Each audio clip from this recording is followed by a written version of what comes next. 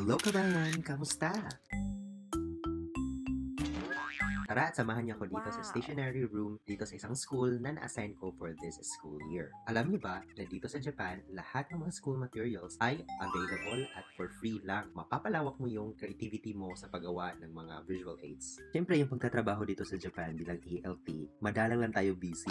Kadalasan, nga, wala tayong ginagawa. So, minsan, parang nakakahiya na halos lahat ng mga Japanese teachers kasi sobrang busy talaga nila, as in sobrang busy talaga. And the only thing that you have to do is to do something that relates to your job, that you promote your cultures related sa English. Then you will be doing your best just to make sure that you are busy and you can show to them that you are doing your job. Sa Pilipinas, may tinatawag tayong Department of Education. Ito naman sa Japan, tinatawag na Board of Education. Iba't iba yung kalakaran every Board of Education. So dapat talaga alam nyo, katulad na lamang ng pag-i-encourage ng mga teachers to use ICT, presentation, PowerPoint, may ibang school na ganyan. Again, depende talaga yan sa Board of Education na na-assign sa'yo. Kaya napaisip ako, ano kayang gagawin ko? Anong pwede kong gawin para ma-promote ko yung mga ganito na gawain? Abangan ang ating susunod na mga videos. Indeed, every situation is different. Kabayan, padayon lang.